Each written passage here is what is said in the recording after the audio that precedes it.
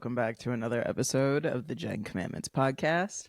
I am your host, Jenn Wien. I'm an engineer currently working in Wisconsin. I grew up in the Chicagoland area, and I went to college in Michigan. It is currently blizzarding outside, so God bless. God bless this. It is very pretty. I'll say that. It is very pretty. Hey, how are y'all? I took a break last week. I decided to post all the guest episodes from the year on my Instagram story instead. Same idea. So I hope if you didn't get the opportunity to listen to one of those when they came out, I hope it was a good reminder. And you got to check out some of the guest episodes from the year. I don't know. It's been such a humbling, great experience to be able to have these very open conversations about the trials and tribulations of existing and trying to figure out our places in the world and recovering from whatever things that I don't know, feel like hold us back. We feel like hold us back or whatever. It's been really, really fun to explore that with everyone and really get to know people in ways that we ought to know one another, and we should know one another in order to really feel that community shit for real, so very cool. I at the end of every year I get very reflective, and I get very forward thinking of what are things that I implemented this year that I want to take into the new year, and what are things that I haven't quite sorted through yet that I want to work on for this upcoming year.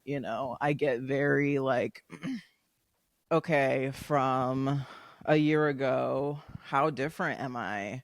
And how can I recognize myself for that one? Because that's something that I used to struggle with a lot, recognizing how far I've come and actually feeling proud of myself for those things.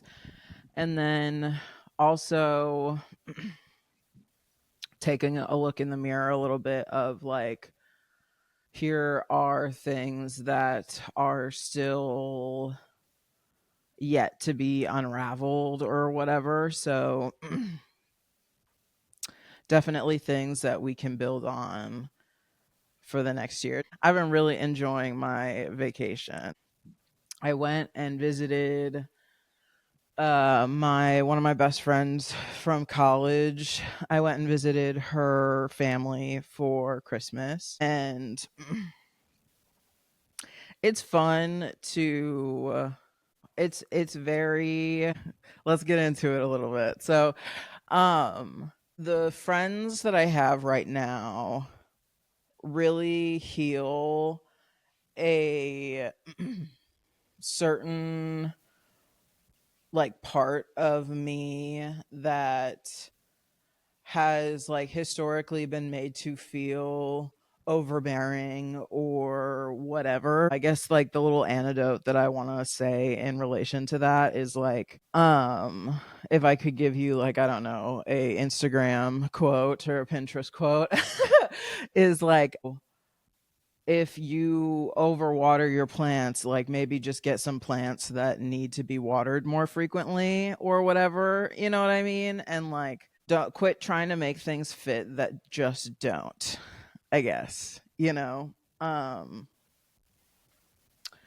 haven't super touched on the fact that I've talked about very specific trauma as it relates to Oregon, and the fallout with my family a little bit, but like I also left some relationships and friendships in the last 2 years that like I have either had like since I was like 7 years old, or like was like my best friend, like would call her just by name on this podcast, and she was just like a recurring character within my life. Anyone who knew me also knew her, you know.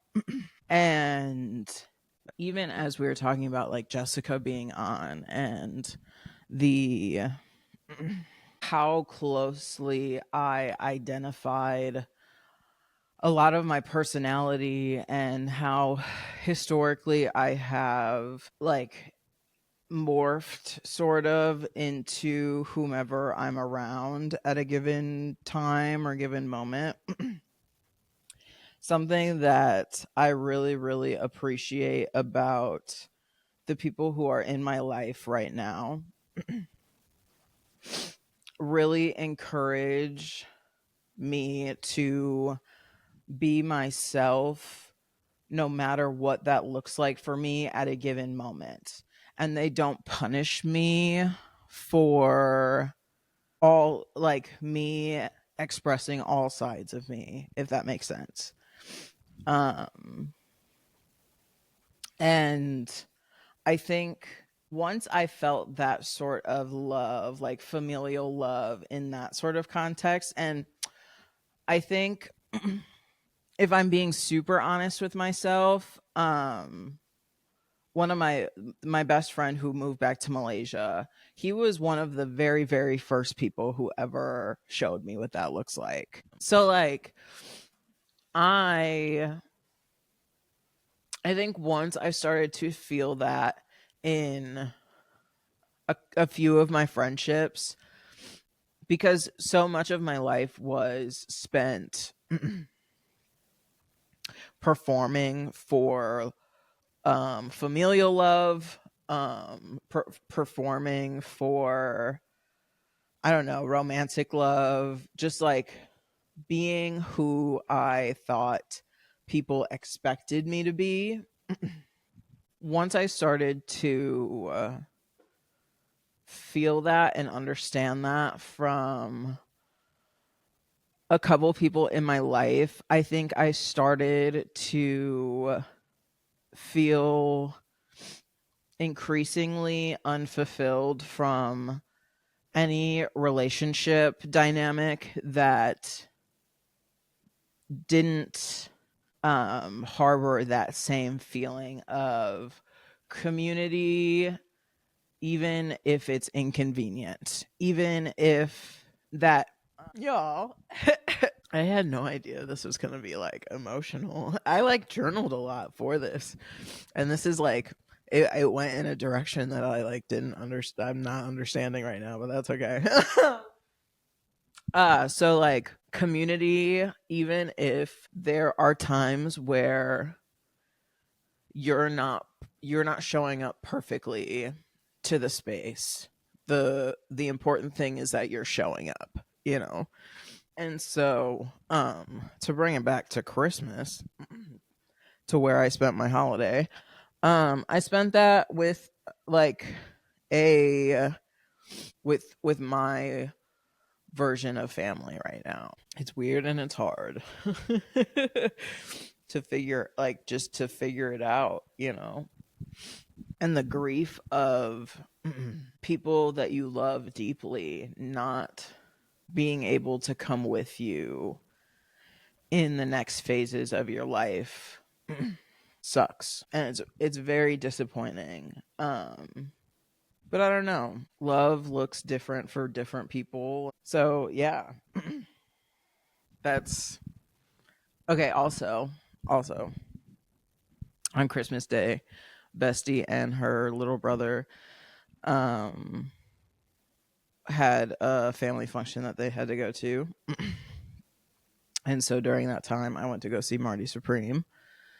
Um and it was probably my favorite movie that came out this year. Oh my god, y'all. I want to see it again. I will probably buy it as soon as it like comes out um on Apple TV. Like it is a movie that I'll own. Um it was so good. I was so excited for it to come out. Let me Oh, well, I did talk about most of the things that I wrote in my notes. So, slay. I said it really comments on the toxic masculinity culture that we see a lot today. However, I think it shows to shows it in a way that offers a realistic version of what truly pursuing greatness looks like. To me, Marty Supreme feels like an exploration of how me can't read my own handwriting. Explore exploration of how greatness is found in honesty slash gen genuineness. Like, what would be the right way to say that, opposed to perfection? And that's been a big running theme throughout my year. I was really grateful that this was sort of, I think this will be the last movie that I see this year, you know. And it was such a like perfect cap to what this year has meant for me, and in both the positive and negative attributes of following your dreams, in the both positive and negative attributes of toxic male culture. um because in a, like, if we're being really honest with ourselves, right, or if I'm being really honest with myself, a lot of the quote unquote more masculine traits that I present at a given moment is me sort of demanding. Me and my therapist have talked about this quite a bit and a while ago, but is me sort of demanding like white boy respect in a room. I used to wear that with pride, where I would say like I demand the respect that white boys just like exude in a space. You know, I take up as much space. For a long time it was like retribution purposes. I was like, fuck y'all. I have to listen to you all day. Now you have to listen to me just because I said so, right?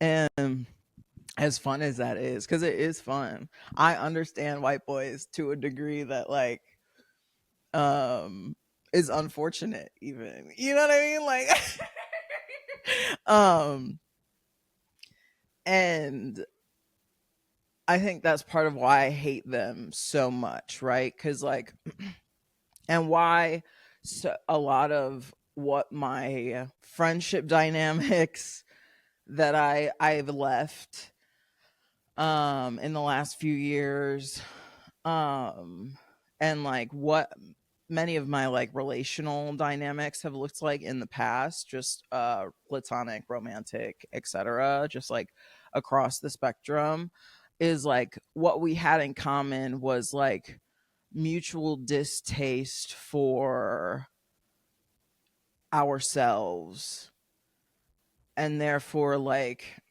sort of like fed into each other's self-hate in a weird sort. Does any of that make sense? And I don't want to do that in my relationships um moving forward. I think that's out for 2026. I think we mute like, cuz like listen, self-hate is like cool and like it's fun. It's like it's an easy, I would almost, humor wise, I would almost equate it to like saying the R word, right? It's like it's shock value a little bit. And like that's sort of cheap, it's uncomfortable laughter. It's not genuine. Like as if you're chasing the laugh or whatever, if you're one of those people who deflect in that way, as I am, as many of the people who probably listen to this podcast are. I think you start surrounding yourself with people who, even if they are like that, they're trying not to be. And their actions towards themselves, whether it be discipline, whether it be those things that are really foundational to success, and whatever success looks like to you, that doesn't have to be like financial. I mean, like wellness. I mean, whatever wholeness looks like to you, right? Surround yourself with people who that's what they're chasing. And like surround yourself with people who are chasing something, whether that be financial, whether that be community service, whether that be like I chase passion. You know what I mean? And I think obviously there needs to be a balance. And I've been figuring out that balance this year. That's another thing that I really worked I made a conscious effort to work on this year. Was to find balance in passion versus logic, and really finding myself at the center of my world, at the center of my universe, and become like very positive connotations, like self-possessed. And I was taught for a really long time that that was a very shameful thing. And I, because of how I move through the world, I know that I am going to give back into my community. I already do those things, right? But what I really learned this year is that I need to like take care of myself first, and take care of those creative like passions and those creative like, because likely I'm not going to be productive in the ways that, because my primary passion isn't my job. This is something that me and Bestie's family were sort of talking about. I do think that I need to make a more conscious effort next year to schedule in whimsy and schedule in like okay, for these 2 hours you are going to paint, or you're going to play Pokemon, or you're going to play Animal Crossing, or you're going to do something, you're going to do one of your crafts. Like really making sure that I schedule in that time. And because I will get so hyper focused on something, do only that, whether it be work, whether it be whatever, from sun up to sundown, um for days on end. And then I'll be like, I don't know why I feel so burned out. And it's like, babe, because you are staring at screens. And like your soul wasn't meant to do that. Nobody's soul was meant to do that. So babe made me take a breather and pick up a fucking marker and color or something. You know what I mean? Like something I do try to like implement is, if only my mind needs to be engaged in a call, which is so weird that my brain multitasks like this, but I can listen and do like Sudoku at the same time. So sometimes on calls, if I just need to be listening, I'll do that too.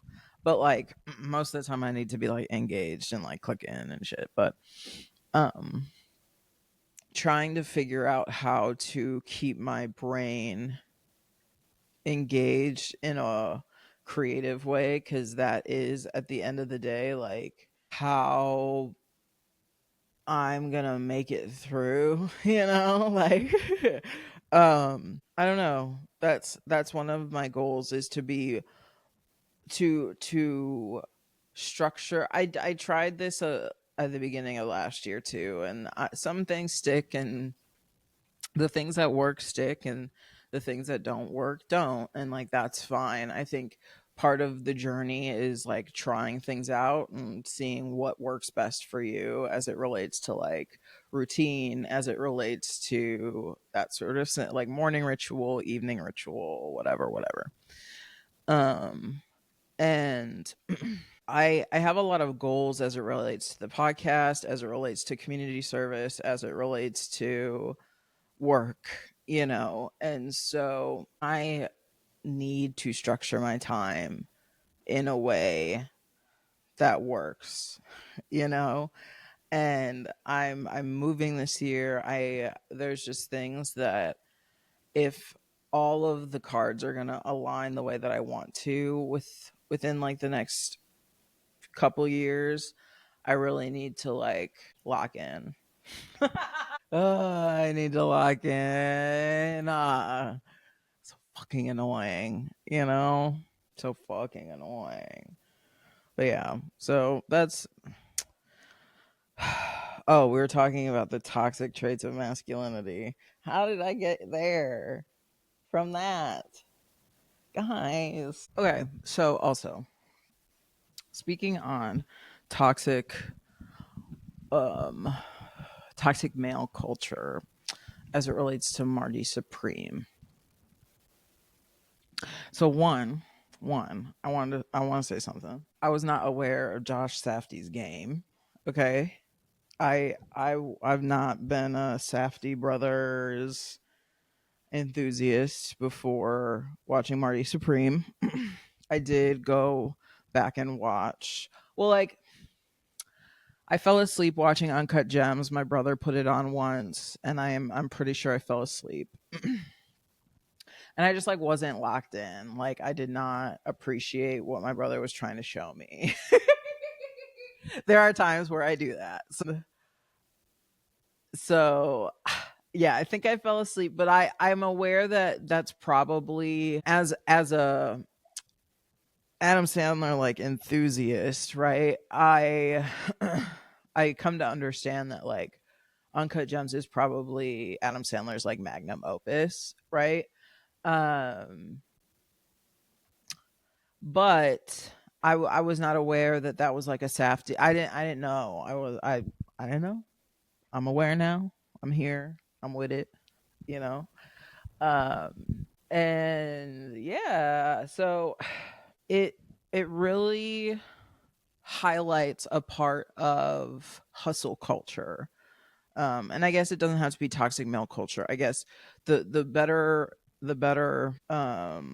categorization, I guess, that it should be put under is hustle culture and individualistic culture, and in a lot of ways, as a result, um capitalist culture, right? And how the root a lot of hustle culture is sort of taking advantage of the people that you love the most.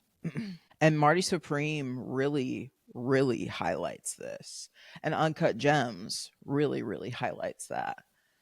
And just how damaging addiction is. And for Marty Supreme, addiction in this context is like addiction to success, your goal, just the addiction to, I don't know, validation in a lot of ways.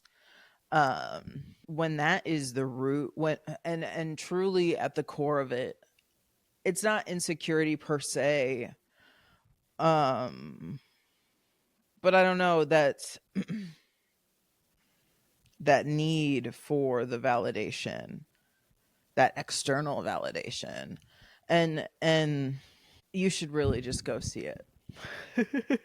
I don't really know how else to explain it, without ruining it, and I don't want to do a deep dive on it until I can like have the piece of media in front of me and like take good notes on it, and like really truly understand what I'm trying to say. If you have the opportunity, go see Marty Supreme. I like listen.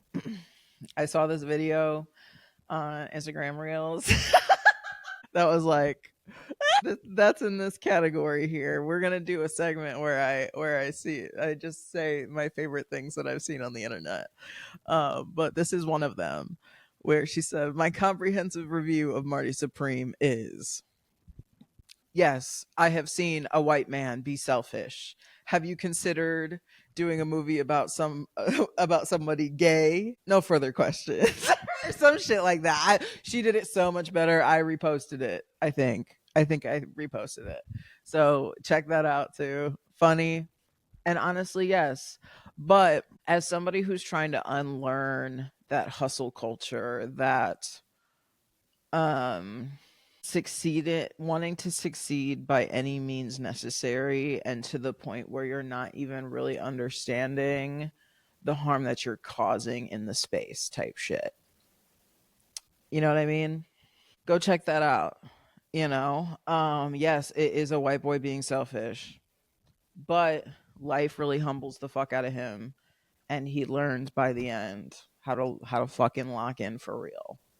You know, and like, isn't that all you could ever wish for a fucking the type of man you want to punch in the fucking face? You gotta hope that they get better at some point, you know. And listen, I'll say one more thing. I'll say one more thing about it. Okay, sorry. Odessa breakout performance of the movie. I say I think Odessa did so well. And also, let me just state the fucking obvious. She's gorgeous. It's actually quite distracting. Like, every time she was on screen, I was like, she's so gorgeous, bro. Yeah. Yeah. I was so impressed by her performance. Obviously, Timothy Chalamet does a great job, and I was really, really excited to see Tyler the Creator in a movie. And I watched a lot of interviews. I watched most of the interviews that he did to for the press for Marty Supreme, and he's so psyched to get the opportunity. And I think he represents like a very important side of black culture. And even though his target audience is like, I don't know, annoying white people, I don't know, I fucks with him. I'm really proud of him, like I wanted to bring up this quote from Ghost in the Machine, SZA featuring Phoebe Bridgers. At some point, I think it's during the bridge, Phoebe Bridgers says, "You're not wrong. You're an asshole." And it reminded me of Marty Supreme. It reminded me of me. Every time I listen to that, I listen to that song a lot actually, and every time I listen to that song, that is the line that sticks out to me the most in that song. And it similar to Marty Supreme, similar because like Marty Supreme, Great Gatsby, like this new so sorry. This like new money idea, or this like kid trying to make it, this underdog story. You have to be ballsy to be in those positions. You have to be scrappy. That if you've ever read David and Goliath by Malcolm Gladwell, which I know Malcolm Gladwell can be like hit or miss, but I really enjoy many of his books. And he discusses like psychologically when you are put in disadvantages for certain things, it causes your brain to have to think differently to get different outcomes, right? And so your brain is literally forced to adapt in real time in order to still get similar outcomes to your peers, because no matter what, you are built to want to, fit the status quo, right? Not be an outlier on some natural selection shit, right? And so I don't know, that all that's real interesting. And Marty is a good example of, there were times where he can be very endearing, but on the drop of a hat, he would switch to being the most maniacal dipshit you've ever met, you know? And that ballsiness is like that Phoebe Bridgers shit. You're not wrong, you're an asshole, you know? Like Marty, like many people, he may not tell the truth, but he ain't never tell a lie. You know what I mean? So I don't know, man. I don't know. Oh, bro, I reread Perks of Being a Wallflower over the break. I bought so I the only copy that I had was the copy that I had gotten in high school. I don't remember how I acquired this copy of Perks of Being a Wallflower. I think I might have asked my mom for it. My brother might have gotten it for me. I don't exactly remember. It sat in my, like, whatever the front part of your fucking car is, the, like, I don't know, the dashboard. It sat in my dashboard of my 1999 Chevy S10. I loved that car. I miss it, but it sat in the, like, dashboard the whole time that I had it. I, like, wouldn't go anywhere without that copy. And the older copies of Perks of Being a this, I think this is just like a nicer copy, but the paperback copies of Perks of Being a Wallflower just have like a green cover. Like there's nothing on the cover of it at all other than the title. And it sat in my dashboard for so long that, like, the green is, like, basically, like, completely gone. It's, like, completely sun bleached. um and so, like, I just refuse to touch that copy. I just want to, like, let her rest, you know. So I did, for Christmas, I bought myself a new copy, and I just, like, wrote all my notes in it. And this is probably the first time I've revisited Perks of Being a Wallflower in my adulthood, and it still was just as impactful as it was for me as a teenager, if not more so now, as it relates to all the work that I've done trying to keep, like, people away from underage people. And this Perks of Being a Wallflower was shown to me by, like, the person who taught me about sexual assault, and not in, like, a negative connotation, like, trusted me enough to tell me about their story. And we were young, and this was so important to the both of us. And I don't know, I'm really glad that I'm living in my purpose, and I'm continuing to, I don't know, try. Because, like, so many of the most important people in my life and the most impactful people in my life have been affected of child sexual assault. And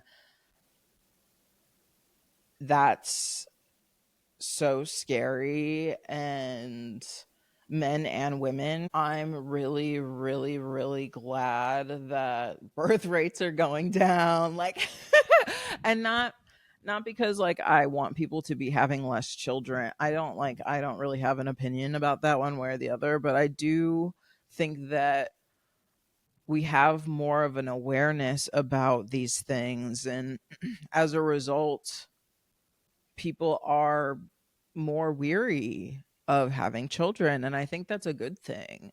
I don't think it's inherently negative. So I don't know. I If you haven't already, go read Perks of Being a Wallflower. I think it's important for someone of any age. Maybe we'll do an episode about it. I really want to do deep dives of like Ponytail Derek and like Homegirl's relationship, how Charlie's sister comes to be somebody like Charlie's sister, because I when I read it this time I saw so much of myself in her, and I had a Ponytail Derek in high school, and um I don't know, it was just I was really glad to revisit this. I like revisiting some of my favorite books. Usually, in my early adulthood, it's been Aristotle and Dante discover the secrets of the universe, and that's where Dante got his name. That's been my comfort book that I refer back to, like basically on a yearly basis. But I wanted to read. I'm about 50 or 60 pages into that one, and I saw this at the bookstore, and I was like, I want to revisit this. I think I'm in a place now where I can revisit it. I For a long time I couldn't, just because I knew it would be too painful. Um but I'm in a place now where I knew that I was ready, and I was. I still like super cried through some of it, but I think I just always will. I'm just sort of an emotional person, and I don't know. I really love this book, and if nothing else, the I would say that The Perks of Being a Wallflower movie is one of the best film adaptations of a book that I've ever seen. Um and yeah, what's his name does a great job, whatever his name is. There's like three of those white boys that I get them all confused, so I couldn't tell you the name of him if I tried, but they did an excellent job. But the guy who plays Patrick, I know ain't really cool for real. I think he's done some fuck shit, so artists always got to ruin some shit. You know what I mean? It's a shame, but the movie is very good as well. So if you're not really a reader, I do highly suggest that you go watch Perks of Being a Wallflower. Well, and then I also, it's so interesting. I wrote in my notes here that like you can see yourself in both characters, like Marty Supreme, this over egotistical, like puffs his chest out to get whatever he needs in order to achieve his goal. It's crazy to me that you can like relate to somebody like him, but you can also relate to a Charlie who is so sensitive and internalizes everything to such a high magnitude. um I think that's the cool part about art, dude, that like, yeah, that's crazy. Anyway, that was just one of the notes. I was like, maybe I'll write an essay about that someday. I think that'd be cool. Oh, okay. Final thing. Final thing. So, and it's not like a intervention type thing at all. And I doubt he's gonna listen to it. But okay. So, little brother, or like one of Bestie's little brothers, is in that age range that is really into online gambling right now, like the elder Gen Zs down to like I don't know, the kids who are probably like 19 right now. I think there's a big white boy demographic who's really into like Prize Pick, or I don't know, I actually don't even know like the apps, but like who are really into like I don't know, sports betting, who are really into just like online gambling in a lot of ways. Okay. And I've watched a couple of videos about it.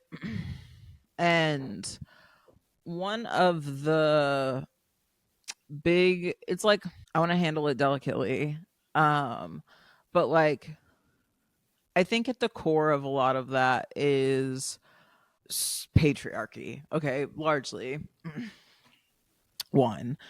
And here's why. So like, in this very capitalistic society where we are seeing, I don't know, 300 people, 300 of like the wealthiest people in the world rule the world, basically, and then like we all just sort of sit in poverty around them, right?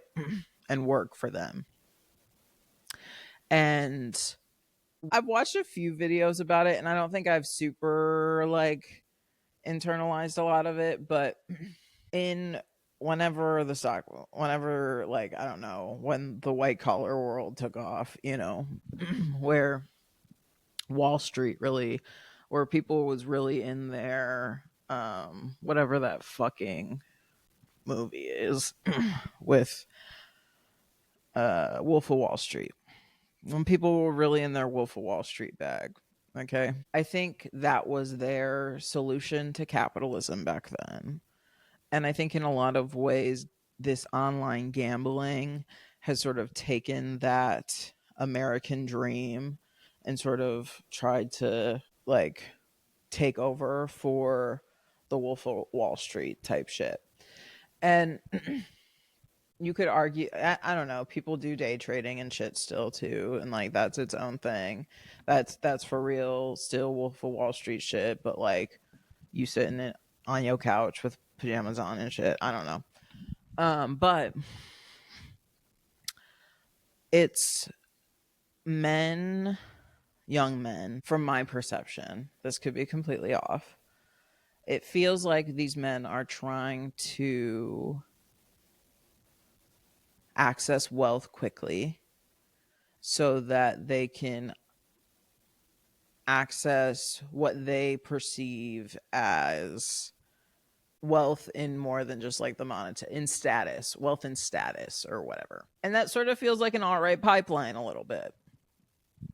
So, not to feel like, chopped and unk right now, but if you have young men in your life who have like a gambling problem, I know that it's hard for them to constantly be hearing like, "Hey baby, maybe you should slow down on the online gambling." I know that that's hard to consistently hear, and that like maybe pushes them away. But also like, bro, shape it the fuck up. You know what I mean? These hoes don't love you. Like, logging onto that application is like going to the strip club and acting like those girls actually want to talk to you, bro. They don't care. And that money could be spent investing in like your passions. That money could be spent like investing in, I don't know, literally anything. Legos, bro. I don't know, whatever you want, but like just to sit on your phone, that's like spending money on Candy Crush, bro. Enough. Enough. Okay. And it's okay to spend money on Candy Crush every once in a while. But if you looking at it like you day trading and shit, you're not Drake, bro. That's all. That's all I got. All right. I love y'all very much. Oh, okay. Sorry. One more thing. We talked about the one thing on the internet. What was it? The video. Oh, it was like, consider. Yes, I've seen a movie about a white selfish man before. Yeah, that one.